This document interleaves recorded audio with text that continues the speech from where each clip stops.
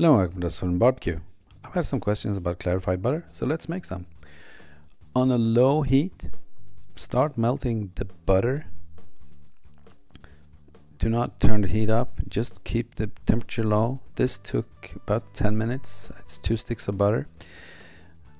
Let it melt until it's completely dissolved, then put it to the side and let it cool down a little bit. The milk solids will sink to the bottom, and then you can pour the clarified butter off. So what you see here is the solids. Just pour slowly into another container and the solids will stick to the pot that you melted it in. This will render a clarified butter which has a higher smoking point than regular butter, which is good. Thank you for watching. Bye.